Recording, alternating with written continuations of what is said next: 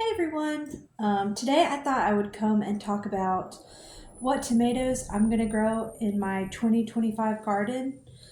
I was going to do a couple videos and go over all my varieties to help me figure out what I wanted. Um, but every time I looked, I kept wanting to add more.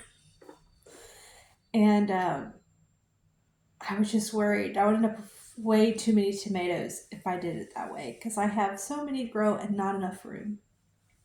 Um, so I ended up with about like 33, 34 varieties, something like that, that I'll be growing this year. And I have a couple that I'm going to put on the back burner as maybes for a second succession. I normally just direct sow, but this year I am trying to do some indoor starts, as you can see here. Um, I'm using my garage this year to get some seeds started early. I do prefer to direct sow a lot of stuff. It does make it just easier um, and less planning when I do it that way. But I figured I can try and do some indoor sowing this year. And when it gets closer to time, if there's some that's not doing that good, if I want more of something, I can direct sow then. And I figured because I am doing cooler crops and they will go out first, that whenever it's time to start switching them out for stuff, that I can do with my second succession of tomatoes that were on my list, but I decided not to do it. So they may make it, they may not. We'll have to see. But these are ones I'm for sure going to have in the garden. And as you can see, I already have it laid out. And I'm like, I can't do any more than these. This is it. So I figured I'd go over my 2025 tomatoes with you today. And the first up is the cherry tomatoes. Um, so I have. So what I'm going to do is I'm going to grow some yellow tomatoes. A couple of them. I grew one small yellow tomato last year. It was sun sugar, and I was not a fan of it. Um, not for fresh eating. A lot of people love it. I don't know, it's very controversial, but it was just sweet for me. I was not getting any complexity. It was just that like sweetness overload, and I couldn't do it as much as I can the other tomatoes. If there's like a tartness or just a classic tomato taste or maybe ketchupy, just I prefer that typically. But I do want to find some fresh ones to eat because I just like the idea of having so many different colors in the garden. And it turns out sun sugar, because I saved a bunch because I wasn't fresh eating it. I saved a bunch in the freezer and I added it to pasta sauces, and it was very, very good. I really, really, really enjoyed it. Um, so I was like, well, what should I do this year? Because I have bought some hybrids. I have nothing against hybrids. The only thing with hybrids is that you have to continually buy new seeds for it, um, or you can grow them out. They just won't be the same tomatoes. So I'm fine with growing hybrids because there's so many different varieties and they offer so many things that it'd be nice to try it every once in a while in my lifetime. But I don't necessarily want to stay with those hybrids. I think what I will do is try to do grow outs of different hybrids over the next couple years, see if I can get anything tasty out of it.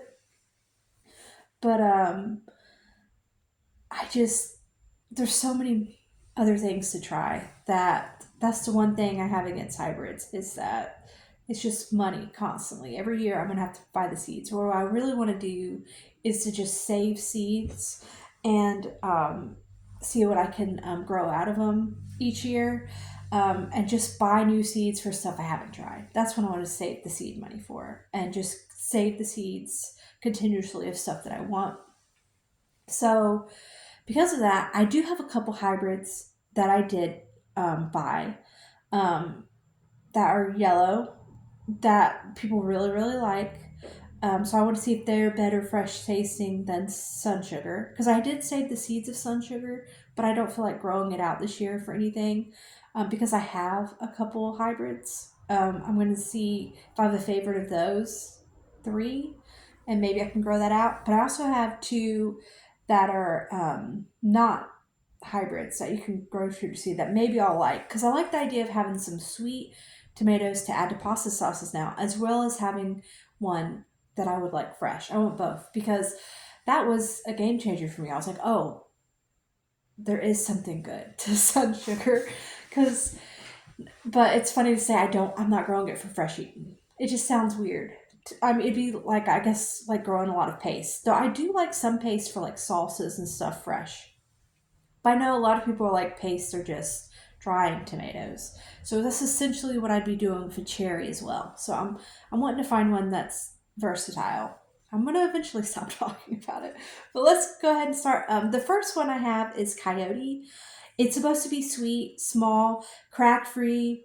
It's a light yellow tomato, so it's a lot lighter than sun sugar. Sun sugar kind of goes towards orange, and it's supposed to be resistant to blight. But I've heard very mixed reviews on this. It must be like some people really, really love it, and then some people really, really hate it. It's just one of those tomatoes. So I'm hoping that this might be more up my alley, but still enough sweetness to where I like it fresh and I like adding it to sauces. So I'm going to do Coyote. And I'm also, the other one that's an heirloom, I'm not really heirloom, but open pollinated tomato is the Tropical Sunset. It's supposed to be a bigger golden yellow, but it also has like these orangey pink stripes to it. It also have a really good shelf life. Now it is sweet, but it has a balance with acidity, so I don't know if it'll be as much sweetness as I want, but it'll be cool to see if these are any good as well. And then the two small hybrids that I have that I'm going to try. The first one is a honeycomb hybrid. It is golden orange color. It's a rich flavor, and it's supposed to have like a touch of honey to the sweetness. And a lot of people seem to really, really like it. And there's supposed to be a lot of trusses and clusters on it. So we'll see if this one's any good. And the last one for the yellows, for the cherries, that I figured I have to try because everyone loves it. A lot of people grow sun sugar because it's not supposed to be as what do you call it? As crack. It doesn't crack as much as this next one, but since this is the one that everyone compares it to, and not everyone necessarily likes sun sugar as much as this one, I was like, this is what I have to try because like every garden video talks about this. Now I do know that it's really hard to get the same profile when you grow these seeds out, but it would still be something I'd want to grow the seeds out for in the future if I like it, is the Sun Gold hybrid. It's a golden orange and it has large clusters, and it's supposed to be one of the sweetest cherry tomatoes that people just absolutely love. So I want to make sure I grow those and see if I can find a favorite from that variety. And next up are my what do you call it? Like the red cherry tomatoes. Um, this one I'm going to plant on my porch because it'll be something pretty for people to look at when they walk outside. Like, because the leaves are variegated. It's one of those ones that you can put in a small pot that cascades over. It's shimmy furry. I don't know if I'm saying that right. It's supposed to be sweet and balanced, and they're plum shaped. And the leaves are just supposed to be really gorgeous. So I thought that would be a fun one to have out in the garden. I mean, out in the porch, out in the garden. One of the first ones that people see. I thought that'd be very pretty. And the next one is a seed that I got from Bill Yoder. I don't have too much information on it, but it is a small red cherry tomato, I guess medium, with red stripes. So it's like a striped red. And it's one of the newer ones. I forgot what series is it? Is it Desh Mode? I can't remember what series it's from, but it's Planet Earth, and I thought that would be a fun one to try. And the last one, which is technically also in my dwarf variety, is Dwarf Franklin County. It's a potato leaf. It's a red large cherry that actually resembles beefsteak, which I thought would be very cute to see really tiny beefsteak tomatoes. And we'll have to see if that one's any good. Because I don't really have, like last year I grew like gobstopper, which is like a yellow with green skin type of tomato, and that was very good. I'm not growing it again this year. It wasn't my absolute favorite, but it was a very good tomato. And then I had Sun Sugar, which you already heard me explain that one. And I had Midnight Snack. So I do need some red tomatoes. Now, Midnight Snack was my favorite tomato. And of course, it's a hybrid. So this year I've decided, because I saved the seeds, so these would be F2 seeds, won't be true to type, but I thought it would be fun to try to grow out with Midnight Snack tomato. So that's what I'm doing. So we'll see if it still has the anthocyanins that it normally has, because Midnight Snack um, is like red cherry with dark antho shoulders, and it has a complex red flavor. So I'm wondering, even if I don't get the anthos, if I can still get that flavor. So I'll do a couple plants of that. And also, my last of my cherries is another one from Bill Yoder. It's Hungry Like the Wolf. It's a dark red cherry, and it's supposed to be sweet with balanced, stingy assertiveness, which I just thought very cool. It's similar in vein, looks wise, of like black cherry, chocolate cherry, and he said it reminds him of a good red wine. So I thought that would be fun to try as well. And next up is that I'm growing. It's like one of the last dwarf varieties, because I have that one dwarf variety. And this one I thought would be fun to try is Uluru Ochre. It is orange flesh with dark green shoulders, and it's full, well balanced fruit tardiness to balance the sweetness, and has a smoky flavor. And another one I'm growing similar to this is going to be Thorborn's Terracotta, if I can find it. Yes. That like everyone seems to love. I feel like it would be very similar comparative wise to see if that would be any good. And I'll see which of those I prefer. Thorborn's Terracotta is honey brown skin, orange pink flesh with a green seed mass. So while this one is orangey, but it has like a green shoulders, this is more like a honey brown orange, which from the look of the pictures, they seem like the oranges are very similar, but we'll have to see next to each other. But I thought it would be good to see which one of these I'd prefer, because they're both very cool, interesting, like darker orange tomatoes. And the next thing I chose was Wine Jug. It's seeds from Wild Boar Farm, which is Brad Gates, and it's a plump pear. It's Cabernet red colored with light spots of green. It's supposed to be a sweet, rich flavor, and crack resistant. And I thought that'd be cool to grow the pear shaped, because I haven't grown a pear shaped tomato yet. So I thought that would be fun. And the next thing I'm growing is German red strawberry. This is for sure my only hearts. I do have a couple hearts on the maybe list. So if I do a second succession, they would be included as well.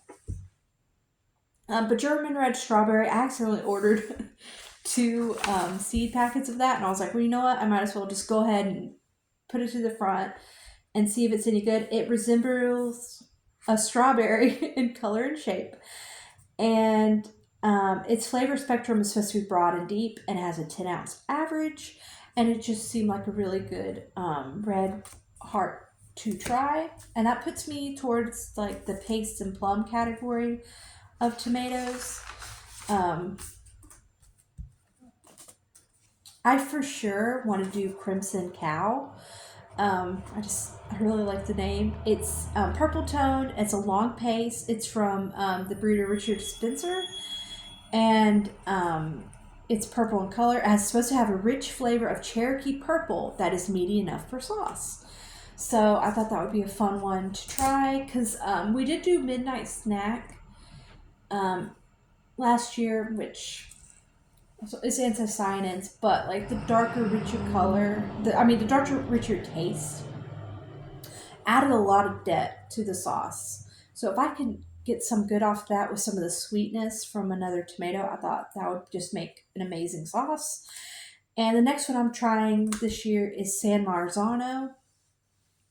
It's a mild flavored, 3 inch, very little juice, high yielding. Most people know about San Marzano. I have never grown it. I know that a lot of people do end up with Blossom in rot with it, so I'm going to see if I have the same issue. But this is just a classic that I wanted to try just to get my hands at it. And my last one for my pace is the 10 Fingers of Naples. This is a determinate, which is my first determinate, I think. It's 3 ounces, super bushy, high yielding, 5 to 6 inch tomatoes. So I thought that would be a good one to try to get a good flush of paste tomatoes. And next up is my green, yellow, and oranges. The green that I've decided to grow this year is Grandma Oliver's green. It's a green when ripe, old timey flavor, but also supposed to have some citrusy, smoky, and sweet notes, and it's medium sized. So I thought that would be a good balanced green one to start off with. We'll see if I enjoy the flavor because I don't. Besides for like the Gobstopper ones from last year, which is really like a yellow with green skin. I hadn't really had like a green tomato, so I want to give it a go and see how I feel about the greens because I feel like it might be right up my alley the way people describe them. The next one up is the Phantom du Laos, which is like supposed to be like the ghost of Laos tomato.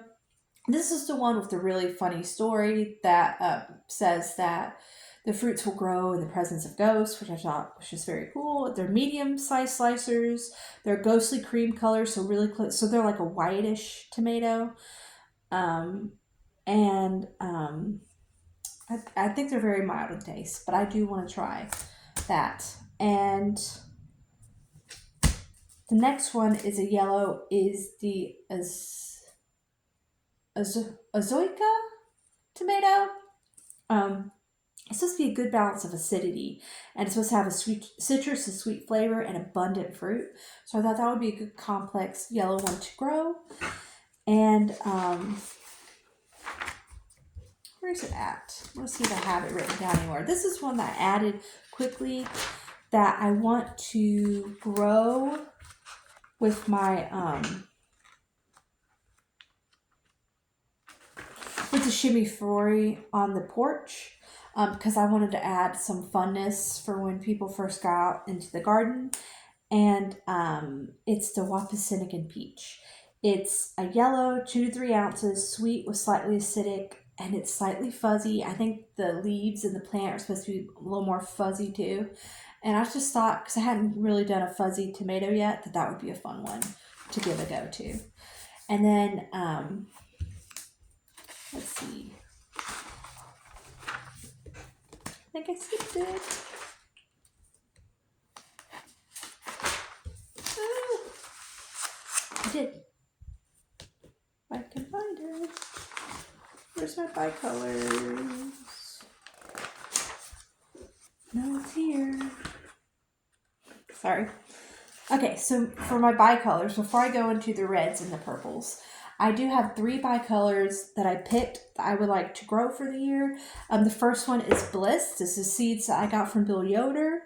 They're yellow-green with red marbling. And they have anthos shoulders. And there's not much else I know about them. So I'm going to have to let you know as the year goes on. But I thought that would just be a really cool tomato. Even if it's not the best flavor, it's just, it looks so beautiful in the pictures. And the next one would be Old Carolina. It's a yellow with lots of red marbling. It's big fruit, good flavor. And yeah, it's a lot of marbling in the center that's red. So I thought that would be a good one to try. And my last one of the bicolors that I'm for sure growing this year is Vintage Wine. It's supposed to be sweet and mild in taste. So it's not like a big, flavor in your mouth, but it's supposed to be a brandy wine variety. I guess when it says that, I wonder if that means that that's one of its parents. I'm not sure, but it's supposed to be red and gold stripes, and it's been like around since like the 1980s. But it's just gorgeous, gorgeous tomato. So I thought that would be good. No, I'm going backwards. I'm all mixed up. But the next up is the red tomatoes, which I'm growing quite a few of those because I want to find some favorites. Now, one that I grew last year that I'll probably grow all the time because it's just summer to me is the German Johnson tomato. It is pink red. It's typically 12 to 24 ounces. Honestly, I don't think mine ever got that big, but I also got to remember that I'm in a container, so I'm going to get fruits, but it's not necessarily the best circumstances for all indeterminate tomatoes, so you might not necessarily get the biggest tomatoes, but it still tastes very good. It's a classic taste. It's sweet and has low acidity, and it has like a pleasant tang to it as well. And so this one will probably always be the garden unless I find something that really knocks it off. But like around here, German Johnson is like that farmer's market tomato. That's the tomato. That's the tried and true, and it tastes like summer. That's like my favorite. But again, I haven't tried a ton of tomatoes, so we'll see how long it stays my favorite in the red and pink category. Now this is one that I'm just growing seeds out for my aunt. I technically I may put it in my maybe for my secession, but I'm definitely growing it for my aunt because she asked for German Johnsons and also for some watermelon beef steaks, and I'm going to my great aunt, and I'm gonna go and help her set it up for the spring. I'm gonna grow out the tomatoes for her. And these are big beef steaks. They're huge. Like they can get up to a couple pounds. They're rich and complex in the old timey tomato flavor. And, it makes sense that those two would be the ones that she would ask for. Um, but technically, in my actual tomato area, I don't have room for that one. But maybe in my secession zone, I might get that one going. Um, Another one is Vice's Pink. I got this from Old South Seeds on Etsy. They're supposed to be huge pink beef steak tomatoes, meaty, solid, and a balance of sweet and acidic, and it's almost a heart, and they had many over a pound. I thought that would be an awesome pink tomato to try. Since I love German Johnson so much, I want to have some more pinks into the mix. And then the next one is Porter tomatoes. Now these are smaller, they're almost like egg shaped, and their skin is dark pink. They're supposed to be very productive and drought resistant, and they're developed for like the heat of Texas. So I thought this would be a good one that'll hopefully produce more for me this summer. Because with a lot of these tomatoes, you're going to get a couple off the plant, but you're not going to get a ton. And this is an heirloom that produces a ton, supposedly. So I thought that would be a fun one to add. So no, they won't be huge, but it sounds like I'll always have them around. And the next two that I'm going to grow, one of them comes from this first tomato. It's the West Virginia 63, the People's tomato. I have all four from this grower, so I'm going to grow the original one this year and another one with it to see if I like the improvements, if I really like the old one. It's a mild sweet flavor, meaty flesh, resistant to blight, and just a good red tomato. And then the next one is, I'm doing West Virginia 17B, which is funny because there is a 17A. But this one is Mountaineer Delight. It's supposed to be a larger beefsteak than the first one. And it's supposed to be sweeter. So I thought these two would be a good comparison to see. And then once I get a little better idea of what the tomato tastes like, I think I'll try another one next year from his collection, because I think it'll be hard to tell the difference on some of these, because some of these are just improvements in the in different disease resistance and stuff. But it'll be cool to see which of those two I prefer. And the last of the reds and pinks that I have that I'm for sure going to grow is Zapotac Pleated. It is an 85-day, heavily ribbed, and it's supposed to have a wonderful taste. No, milder taste. I don't know what I wrote. We'll have to see. It's very few seeds, and it's supposed to be good for stuffing, and it has like a balance of acid and sweetness. So maybe it is a good taste. I don't know what I wrote there. But I thought this would be fun. I'm going to grow food plants because I like the idea of stuffing some tomatoes. So I don't know if this one I'm necessarily going to be like, oh, it's best flavor in the world, but I do like the idea because it's really, really ribbed, of just being able to stuff a tomato with stuff. I thought that would be very good. And my last up is my, purples, dark colored tomatoes, the blues. The first one that I'm for sure going to grow is the black krim. I grew it last year. I really, really enjoyed it. It's what got me back into vegetable gardening last year. Because it's been a few years since I've grown it, and I mainly was just focusing on like the landscape around my house and like some carnivorous plants that I really enjoy for a bog. And the black krim was just gorgeous to look at. That and midnight snack, just I had to have it when I was visiting a nursery. And these are dark red purples. They're rich and sweet flavored, the 8 to 12 ounces, and I just really loved it. And that's why I'm growing some more to see if it'll knock out the flavor, to see if there are some that are better. But this was a really good tomato. The next one is Notorious, and this is another Bill Yoder. It's a well balanced with a assertive undertone. It's very productive, and they're large, dark tomatoes. So I thought that would be cool. So it's one of the new ones from him, Notorious. And then I also am going to grow Beefy Purple, which is one of the ones from this line of Cream of the Crops. And this is my next determinate. So I think I'm only growing 2 determinates this year. But it's supposed to have a rich umami flavor, smoky, and they can reach like 12 to 14 ounces. And it's supposed to have mahogany coloring with like a dark green stripe. So I thought that would be a cool one to add. And then this one I'm actually pretty excited about. I got it from So True Seeds. It's Bear Creek, and it's one of the crosses between Bandurine and Cherokee Purple. Like there's a couple made from this cross. So I thought that would be very cool. It's just as sweet as Cherokee Purple, but more crack resistant. Is what it says. It's pink and black fruits, and it's 6 to 12 ounces. And I thought that would just be really, really cool to try. And what's funny is it's because I haven't grown Cherokee Purple, and I haven't actually grown a Brandywine, but I'm growing the mix. So we'll see if I really like that because I have Brandywines and Cherokee Purples. I do eventually need to grow. I just have way too many tomatoes to try. And my last one is Aurora Blue. It's like a raspberry colored, very pretty red skin with deep purple shoulders. It has like that blue coloring you always think about, and it's supposed to have high yields, and it's supposed to be sweet and tender and disease resistant. So I thought that would be a very cool one to grow. I got that from Head to My Toes, Head Tomatoes, Head to My Toes, but it's like a play on words. I got that from a shop on Etsy, so I thought that would be cool. So those are for sure ones that I'm gonna grow, but these are a couple of my maybes for my line. And if any of you guys think that these are just amazing that I have to add them in, please let me know. These two I know are controversial. A lot of people don't like them, but every once in a while I see people who just talk so amazing about it that I'm like, I just need to see. I just need to see. It's Evil Olive and Black Strawberry.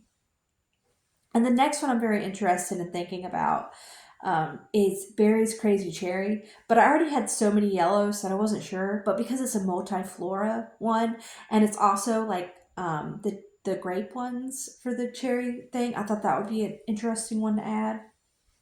And then I have like four of them in the heart paste and plum category that I'm interested that are maybes.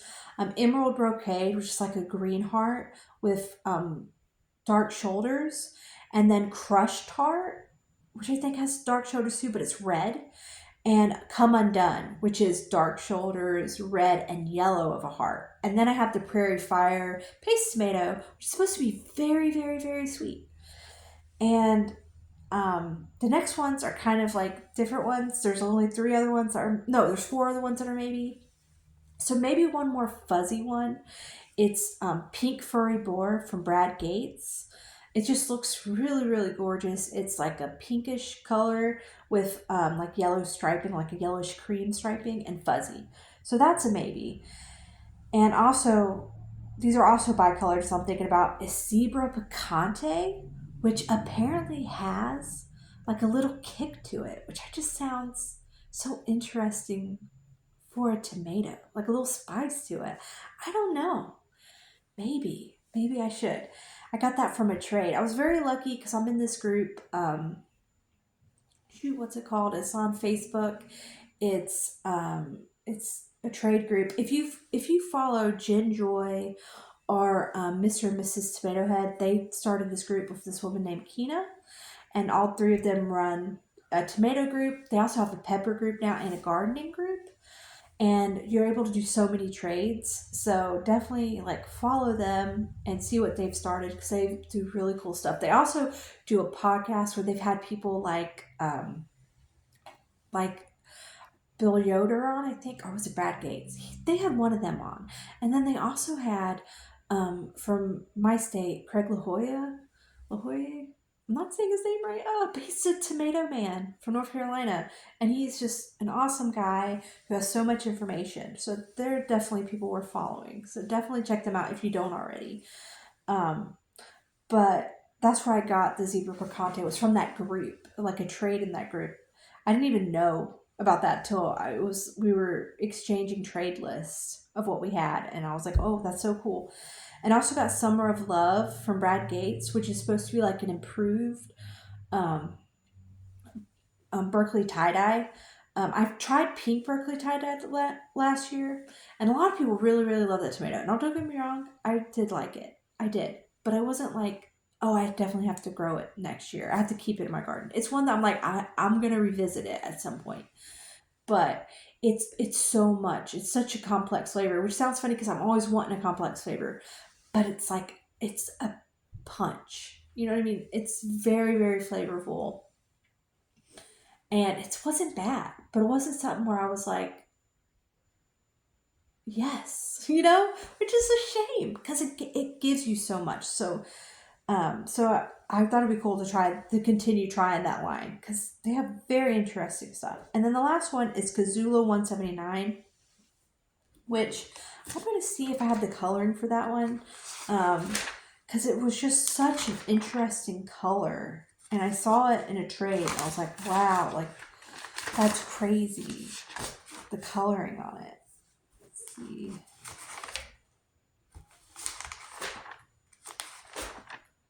If I can find it. Okay. It's brown yellow, which is very neat with green.